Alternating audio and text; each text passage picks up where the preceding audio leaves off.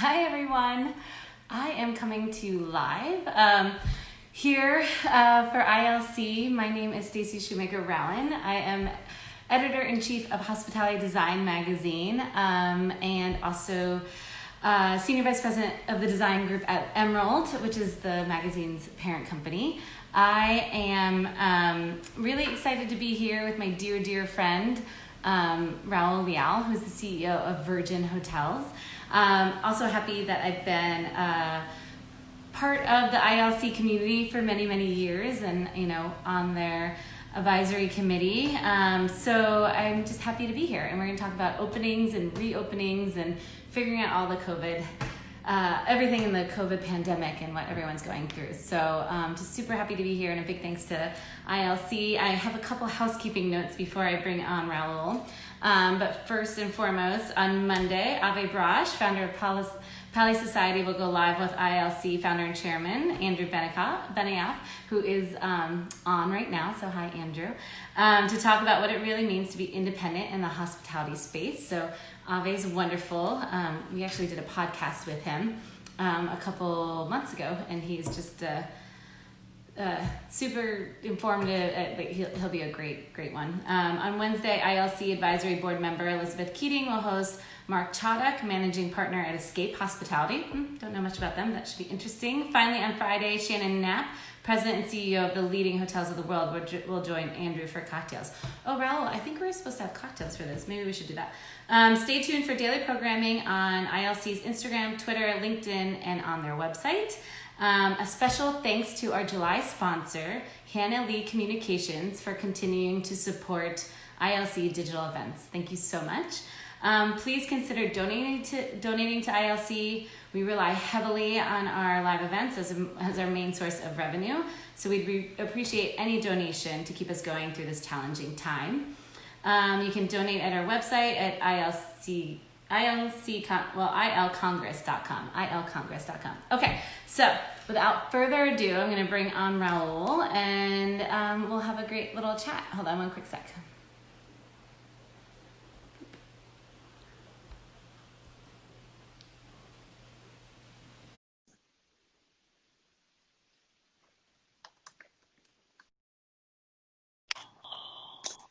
Hi. I hear you. Are you there? Hello. Can you? Yeah, I'm here. Oh, there you are. Yay, we did it. Hey, how are you? We had a little technical problem, so sorry we're a couple minutes late, but we figured it out. So we're here. Hi, love. How are you? Hi. Good, thanks. Uh-oh. Good to see you. It's so good to see you. And I love that you're all in white in Miami. Of Are you there? course. I'm. Okay. So the weather's a little bad in Miami, so it's I think it's affecting the connection, but hopefully you can see me and hear me okay. I can see you perfectly. And it's not that nice here in Michigan. It just cleared up, so we're dealing with double duty. So how are you? Week, whatever, 15, 16, 14, whatever you want to call it. How are you doing? Oh my God, it's such a wonderful time to be a CEO. It's awesome. I'm having a lovely time, but anyway, it's challenging to say the least. I think we all have our challenges day to day. We're trying to do the best that we can, with what's been given to us. But every day is an adventure, as we say in the office. There's especially as the demand patterns around the industry are difficult right now because of the openings and the closings. So I think we're working harder than we've ever worked. We're on Zoom a lot.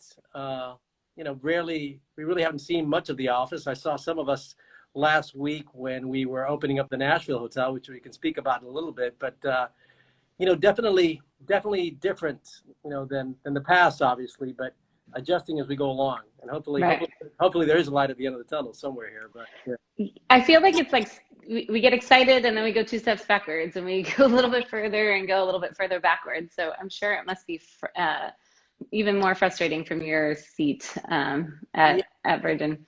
It is, because every decision that we make affects our employees quite a bit at this point, who have been fantastic. The teams that have reopened the hotels are just fabulous, so eager to get back into it and take care of customers and whatever else. So, I mean, they're doing great. It's just that the demand patterns for travel are very strange, except for leisure. so the leisure side of the equation is doing great for us. I mean, Oh, really? Yeah, the hotels have opened up. I think because we're so food and beverage centric, and as you know, a bit of a party at Virgin Hotels, and people have a lot of pent up partying to do. So I think we've done the appropriate social distancing and have taken whatever measures in whatever community we're in at 50% capacity mostly, but have been very busy for the last few weeks since we opened up Dallas, and then last week Chicago and Nashville had an amazing opening weekend, the first weekend. So tell us what it's like been opening Dallas and Chicago. What have you guys implemented to make sure your guests feel safe? And, are you, what are you doing right now that you might not have to do in 6 months, but what have you done to kind of open up and get people to feel comfortable there? I mean, we're taking every precautionary measure that we can, including temperature checks or masks for all of our teammates. And, we are now really enforcing consumers coming in with their masks or whatever else. But I think the most difficult part of it for us, and I think for every other hospitality business, has been really dealing with the customers who don't want to wear the masks, for whatever, so it's difficult for us because we're trying to protect our employees, obviously, who are showing up faithfully every single day. But I think the most difficult part for us is actually dealing with our consumers who, I understand they've been in a house or apartment for the last 120 days and they want to get out and have a great time. But that's been the most difficult part, is really policing our customers, for sure. Yeah. And what have you done? I mean, do you tell them they can't come in, or, how do you handle it? I mean, well, we're trying our best. It's one, we don't let them in now without masks. And once they get to the public areas, we try to enforce as best as we can. We have rearranged the furniture everywhere, including in the new hotel. The trends change daily. So one setup doesn't really work for you anymore.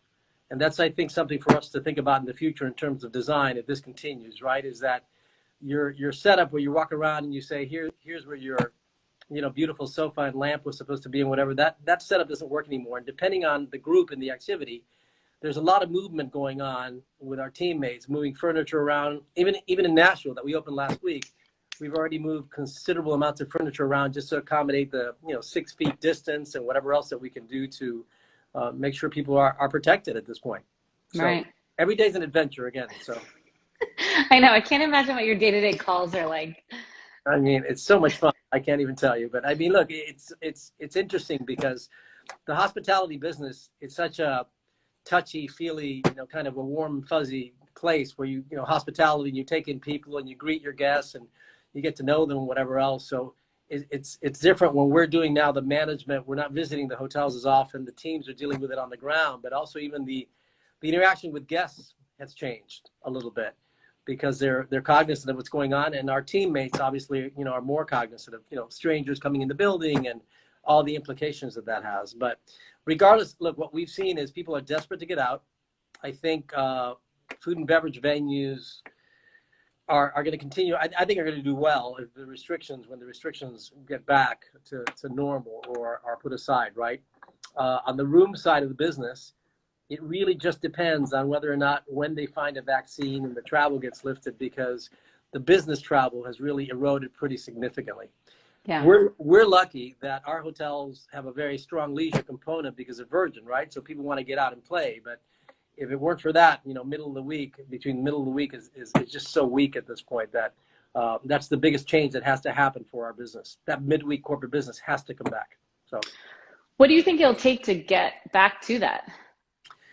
Well, I just think, look, there has to be a vaccine or something soon in the near future, right? Or just the enforcement. We're going to have to continue to enforce very, very strict protocols. The economy won't be able to continue virtually like this.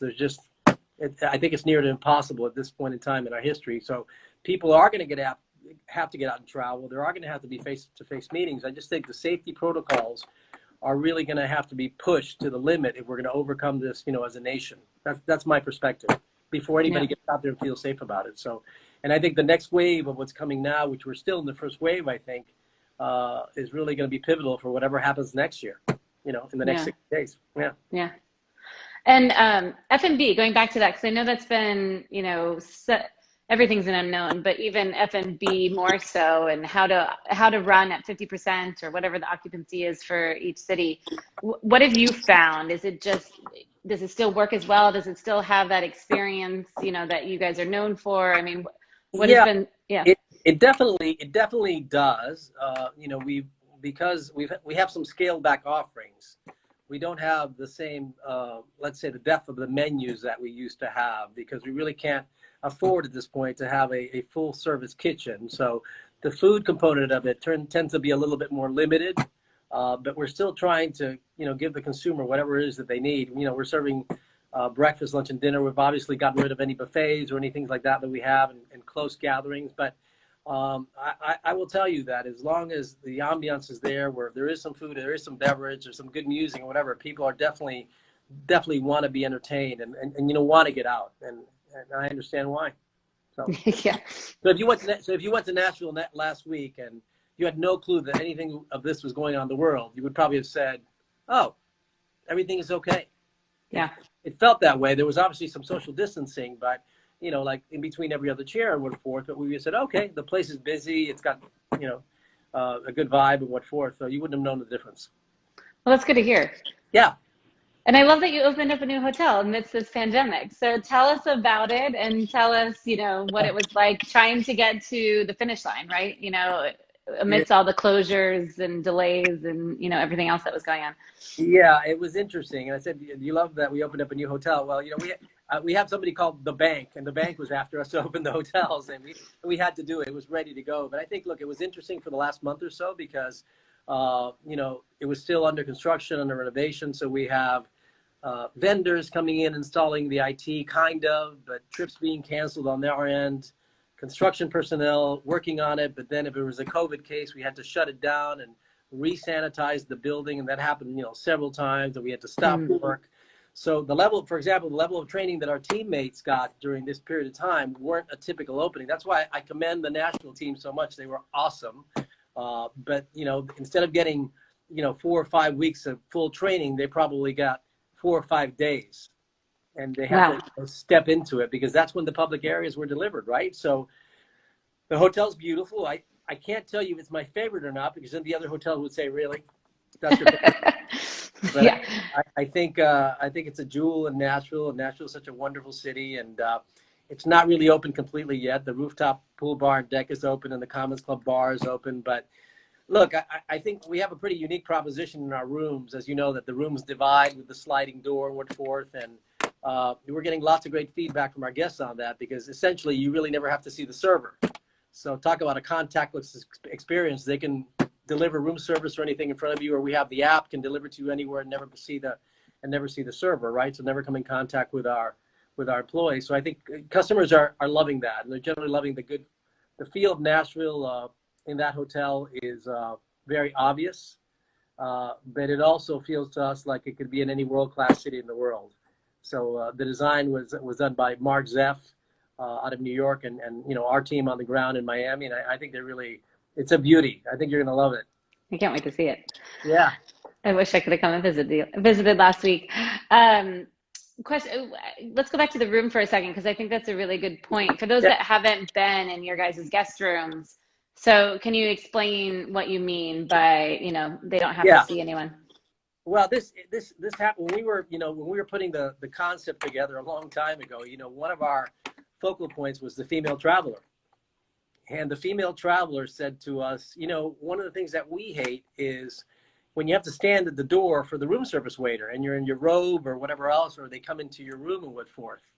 So we made that decision about 7 years ago before we opened the first hotel that we would figure that out. And so our answer to it was a couple of things. One is that there's a sliding door inside the room with a second peephole that allows you to have the server come in and drop off, and you never have to see them at all. And at Virgin Hotels, you never have to sign that damn room service check, because that's just a silly accounting trail that nobody wants, right? So so all the service is dropped off in the front of what we call the front of the chamber. It's completely locked off from the second half of the room. You see them, they don't see you, and it just ties in so perfectly with this whole COVID situation. Right. And so the room is meant for a today experience, and We just enhanced the app as well. So the app now you can basically lay in bed, talk about contactless. You don't have to use the remote control. It's on the app. You can turn off the lights and the AC and with the app. You don't have to touch any of the switches whatsoever. So I think we were almost built for this. So consumers are loving all these little things, all these little disruptors. We're excited about that. So you were ahead of your time, Raul. You just didn't know it. We were, but it took this to get recognized. So I don't know. That's amazing. So what else, how have you evolved for this opening? Are there things that you changed from Dallas or Chicago, or not changed, but evolved of the brand as you continue to grow? I mean, Virgin obviously is a well-known brand and been around forever, but the hotel brand is still young and, and still growing. Well, look, we had at the beginning of the year, we were supposed to have 7 hotels opening in the next 12 or 14 months. And now they're kind of all opening, but now the staging has been moved back again because of this. I think we continue to focus on, since we are a small company and we're fluid, and again, we're not a publicly held company and we can just move as quickly. We continue to focus on immediate guest preferences and where guests are wanting, right? So the focus for us continues to be on the technology piece of it and making the hotel as much of a membership experience as anything else, which means that, again, when you take advantage of the app and some of the technology inside the hotel, it opens this whole insider membership thing where you will get insider deals inside the hotel. For example, the chefs all of a sudden may invite you downstairs on a Monday night to try a new, dish in the kitchen, or we may have a rock star drop by and play on the rooftop for a private set, and you may get a push notification on your app that says, hey, there's something secretive happening on the rooftop. Why don't you come up here, right? So I think what we're pushing more, what we're hearing from consumers is that they want to have an experience on the ground while they're in the hotel. They get the points, but they want to enjoy things while they're there. They want to be activated during the time that they're there. So we have a pretty significant calendar behind the scenes at the hotels, which is what we're focusing on, that says at any point in time, there could be something different happening inside the hotel. You may have it on your schedule, you may not, but these are impromptu delights and surprises that the brand is known for. So that's, I think, where we're trying to differentiate ourselves from, any cookie cutter type operation down the street, that there will be an experience inside the hotel. And you're more apt to get it if you sign in with the app in our preferences program. So that's cool. I love that. So you mentioned the other ones in the pipeline that might have been pushed a little bit. What's happening? Yeah, so here's the scoop. So they've all been pushed back a little bit. I mean, Vegas, I'm being told, is still going to open in December. It's hard to believe, I think. I think it'll take a little longer than that, even though construction has not slowed down. So that reopens in December, January, February, maybe at the latest. Just by May, right? For HD What? Expo. Just by May for HD Expo. Just right, or right in time for the expo. So yes. We're excited about that. New York was supposed to open in December, has now been pushed back to March or April. One project which is on schedule for next May or June is actually New Orleans. Oh. So that's going to open in right on time. It was supposed to open in May, and it's opening right around there. So that's great. Then that is followed by Edinburgh right after that. So which will be our first international, but we're about to announce a second international here very shortly. And Should that be London? Of course, I can't tell you. I'd have to tell you as usual. But we should be announcing it here, fairly soon. There's a couple of international projects, and we have signed another domestic project as well that we can't completely. We'll be announcing shortly as well. So I think we continue to move on at the clip of signing a couple of hotels a year. That's kind of been our way of operating, and that seems to be the way it's headed. It hasn't slowed down from that perspective. We've actually seen a bit more business coming our way from the development standpoint than we had before. Lots of interest on the brand, and especially with conversions. So yeah, that's interesting. Yeah, it's good news. Yeah. Do you think it's just the state of the industry? Do you think it was already happening in January, February, and it just COVID accelerated that, or as more open, you get more interest? Well, I think a combination of all those things. If COVID accelerated it, if you had if your owner had a non-performing asset and it wasn't performing during good times, then it's possible that you want to make a change and do something different and reinvest some dollars back into if you have a great piece of real estate, right? So I do think COVID has accelerated some changes, and they're going to continue to be some in the industry. So for sure. Okay. Speaking of the industry, you've been in this business for quite some time. What's Yes. your what's your take on what's going on right now? How does this compare to the other downturns you've been in? Yeah. If you had a little crystal ball, Yeah. what do you see happening after this and through this? I mean, I think the other downturns, I'm going to say, I don't know how if you understand what I mean. The other downturns felt institutional to me, Hmm. that they were a product of, business gone bad, pretty much, and decisions that have been made, in general, political decisions or business decisions that weren't the right decisions. And this one feels personal, right? Yep. It feels like you can run, but you can't hide. And it's going to have some lasting effects on the industry. And I think there's some hotel products that will become more relevant. Like I think extended stay products, because of the way the rooms are set up, will be very relevant during this time period. Yeah. And I think that some other hotels that may not have a point of view on experience or whatever are going to suffer. If you're a typical legacy hotel and you're sitting out there and have nothing but rooms, meeting space, and a restaurant that nobody wants to go to, I think it's going to be difficult. So I do think you're going to see some casualties in the next 18 months as demand returns slowly. And demand will not return until business travel is up and running again, because business travel is the bread and butter of every urban hotel in this country. We cannot survive on leisure alone for 2 days Yeah. a week, 2.5 days a week. So my gut is that it's going to take, and that's assuming something is found fairly quickly. It's going to take the balance of this year and the entirety of 2021 to return to some sense of normalcy. So I think there'll be, unfortunately, some pain along the way, but there will be a recovery, just not as fast as we would like it. Yeah. And what have you guys, you say that it would ultimately change hospitality. Are there things you think that will not go back to the way they were in terms of operations or, design, or are there things that you're paying attention? I know you mentioned technology, but there are other things in a guest journey that you think will change ultimately because of this? Well, I think some of the things that are already changing, like the optionality of like housekeeping services, for example. I think that'll change, and that will have a profound impact on labor.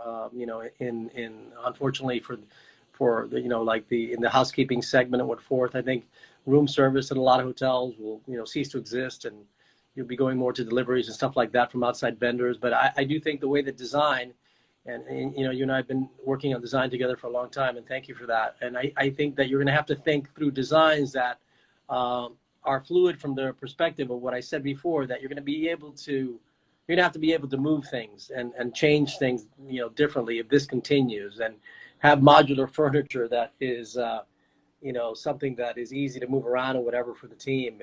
Because even after COVID, assuming COVID went away tomorrow, I think that inherently some of the habits that we've gained during this period of time and some of the fears that we've had during this period of time are going to remain.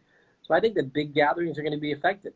Maybe not in their entirety, but maybe 20% of the population may say, look, I'm not going to go to a 5,000 person breakfast or something, or 300 person breakfast. I just would rather check in on Zoom or something.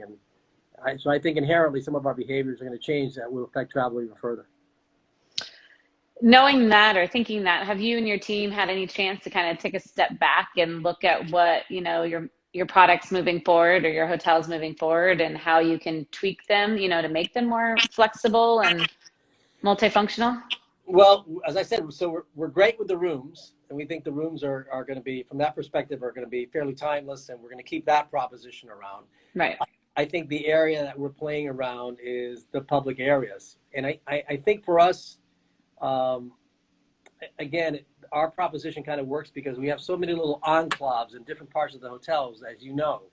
There, the Commons Club in those areas have little rooms here and there, so people are able to segregate, pretty significantly. So I think we're going to continue along the lines of that, of having choices for the consumers of where they can gather, with their friends, and where they don't want to gather. So I think your public areas will probably, in most hotels, expand differently than they are right now. I think they'll be broader, but with more choices for people to congregate with different groups. Yeah, I like it. Somebody said Virgin Hotels glamping. is next. Right? You never know. You never know. I'm not, I'm not really a glamper, but I'll try it. How, as a leader, as a CEO, what have you learned through all this, and what have you been trying to communicate to your team to get out stronger on the other side, since you are such a people-led Yeah. business?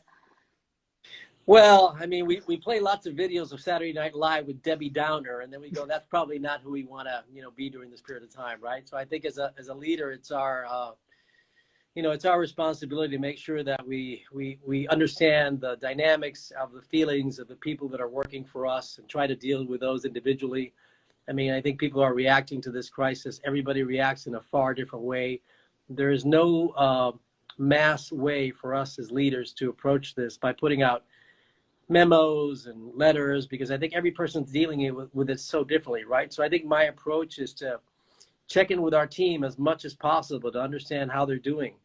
And, outside of work, when they go home, I mean, it's a little bit different these days when before you used to go home and maybe change and go out for a lovely evening, right? And now you go home, and if you're not with somebody and you have to spend a lot of time alone, I think I consistently worry about the impact that this is going to have on the mental health of this country with these new, habits that we've gained, right? And what does it mean? So that worries me a little bit. But from our perspective, it's Virgin. We try to keep it light. There's a lot of ridiculous emails floating around all the time, and we're big on pranks and things like that. So we have a sense of humor, and obviously that that has to start at the top. So we keep it light and airy as long as we can, and deal with each day as it comes. Yeah. And what has been your greatest lesson learned besides keeping in mind everyone's individual perspective? But what else have you taken away from this? Well, personally, that life is too short, right? Yeah. And you never know what's going to happen next. Because had we talked about this 6 months ago, I would have said, "Well, you're crazy." I mean, this is whatever.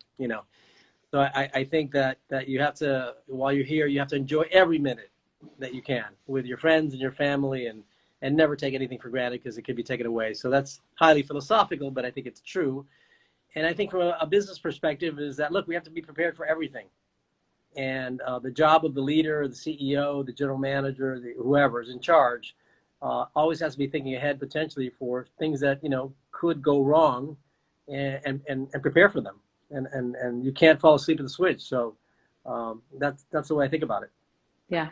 No, that's so good. What's your day-to-day like? I mean, are you just on the phone all day? I mean, what do you you must. It's kind of wacky, actually, because it just depends. I'm in my home now, and either in the office or here, whatever. There's a lot more, obviously, phone calls and Zoom calls, and just lots of different topics that we didn't have to talk about before. And then obviously we're dealing with investors that are strained during these periods of time, because the hotels are, losing money, of course, like most hotels right now, because there's no occupancy. So we're working closely with investors, attorneys, banks. So, we're definitely closer to our investors during this period of time for, sometimes for good or for bad. And sometimes you have, good conversations and bad conversations.